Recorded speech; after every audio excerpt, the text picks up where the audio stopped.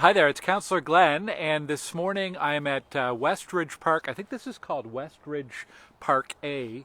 To situate it, it's on Westridge Drive, which is just behind me here, and then Hazeldean Road is over that way, so just a bit past Next. And it's the location of one of today's Cleaning the Capitol events. It's happening after 10 a.m., so join some neighbors here to pick up some garbage and waste, and it's actually not looking too bad, but it's amazing how much stuff accumulates over the winter. I'll have a little bit more about that later on in my update today, but I wanted to start today with a note about OC Transpo, a few notes about OC Transpo actually. If you live in the Fernbank area, be aware of some changes, some improvements coming to your buses with the spring schedule change tomorrow. Most of these will come into effect actually on Monday just because of the way the routes work there, but starting this week, let's say it that way, starting this week, there's a new Route 67, and what that means is in peak hours, instead of taking the bus to Terry Fox, now you can get a direct route on the 67 all the way to Tunney's Pasture. So we did a survey with residents, gathered a lot of feedback, and one of the things that we heard consistently was a more direct route to get to Tunney's Pasture, which can then get you to the train and get you downtown. So we have been able to do that with this service change, hoping in the future we can make some more changes. As more roads open, we'll have more options for routes, and also I'd like to see some evening and weekend service start there. Well, look at that, there's an OC Transpo bus right now. There's a 162 over here on Westridge. Anyhow, check your travel planner. If you're someone who uses the bus in the Fernbank area, check your travel planner and just see how those changes might affect you. But overall, should be an improvement to the service in Fernbank, a quickly growing community. Other OC Transpo stuff, Para Transpo launched a major new upgrade to their online platform for booking. There's information on my website about that, so some real improvements to the customer experience when you are booking a Para Transpo ride. And we had a Transit Commission meeting this week and got some really good updates on bus and train service reliability. So in the month of March and so far to April, for both the bus and the train, really high levels of reliability. The train in particular running at 99% reliability, which is excellent, and hopefully back on the right course, on the right track, so to speak, for LRT.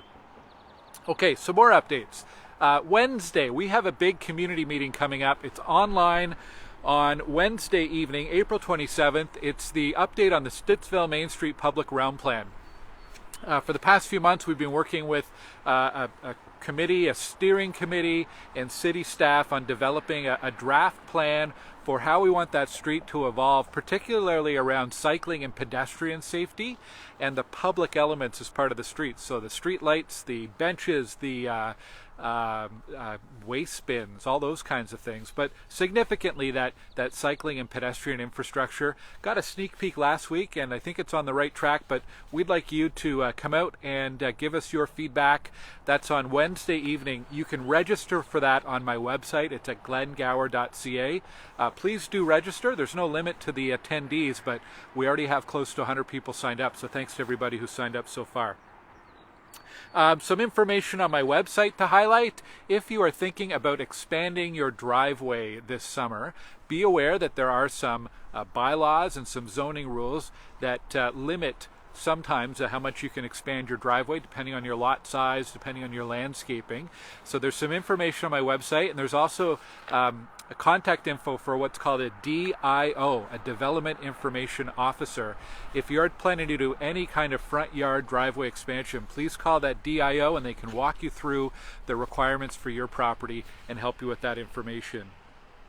On Cleaning the Capitol, we now have over 60 parks and natural areas that have been spoken for by local community groups and neighbors and families and workplaces and schools. So thank you so much to everybody who has helped out or will be helping out in the following week to clean up your parks. Yesterday on Earth Day, my team was out at Wildwood Park doing a cleanup there. And like I said, there's a number of cleanups happening in the community today and tomorrow. I'm going to try to drop by in a few after I'm done our video today. This is Volunteer Week, the week of April 24th to April 30th.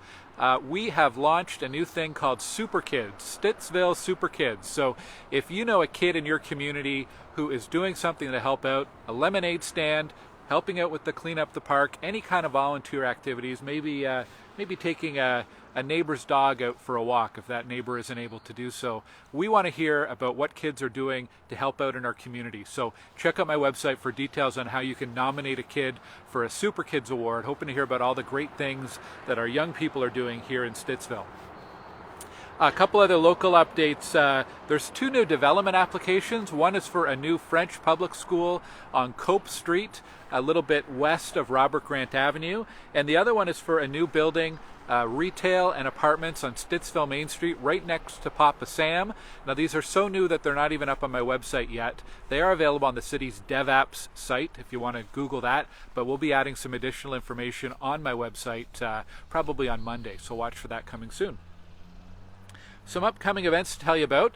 Today, pretty much every Saturday this spring and summer, is the FUNdraiser event at Holy Spirit Parish. This is organized by the Knights of Columbus. It's a large artisan fair. Last week they had 40 or 50 vendors out, and they're going to have a similar number this week. Lots of variety there, so if you're looking for something to check out, something to do, I believe they're open from 10 a.m. to 3 p.m. at Holy Spirit Parish parking lot. That's on Shea Road, right across from Sacred Heart and the Rec Center. So good event to check out. Upcoming community events, April 30th, Councillor Chat. We are doing an in-person counselor chat at 10 a.m. to 11 a.m. at Mavericks on their little patio deck over there on Stittsville Main Street. That's next Saturday. On May 2nd, we have a pre-construction meeting for 6015 Fernbank. So if you live on a road like John Sidney or Liard or Caribou in that area, you want to check out this meeting. We've got some information about what to expect once construction begins. You can register for that on my website. On May 15th, we are organizing a family bike ride here in Stittsville. We're going to start at Cardell Rec and bike over to Village Square Park. So a short ride, but just a chance to get people together and see some old friends and neighbors and meet some new friends on May the 15th. And May the 7th, I've got Jane's Walk. I'm hosting a walking tour on Stittsville Main on May the 7th. You can sign up for that at the Jane's Walk Ottawa website, so check that out. Busy week coming up. It's a week with 4 committee meetings for me, so that means a lot of time on Zoom. We've got Board of Health on Monday, City Council on Wednesday, Planning Committee on Thursday, and on Friday we've got a big update on some of the LRT legal issues as part of our Finance and Economic Development Committee on Friday. So a busy week ahead. I have 3 reminders for you before I go. Number 1, dogs on leash. Please keep your dogs on a leash when you're on pathways and if you're in a designated park. There are a few parks where you are allowed to have your dog off leash, but there are a lot of parks where you're not. So please obey the signage. It's for your own safety and for the safety of your neighbors. So please observe those dogs on leash rules. Number 2 is around cycle safety. We've got a lot of people cycling in the community. Reminder to, if you're a driver, to please watch out for cyclists and make sure you are giving them space on the road. And if you're a cyclist, just a reminder to stay off the sidewalks and please use the designated pathways and the roads.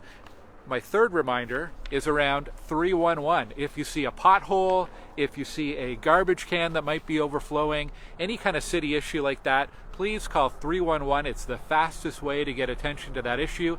And if you're having any trouble getting the response you want, or if it's a more complex issue, please by all means contact my office. You can find my information at glengower.ca/contact. That was a lot of updates today. Thank you for watching on Facebook and YouTube. Thank you for listening on your favorite podcasting app like iTunes or Spotify. Maybe I'll see you at one of our community cleanups later on today. If not, I hope you have a great week, and I'll talk to you next Saturday. Take care. Bye.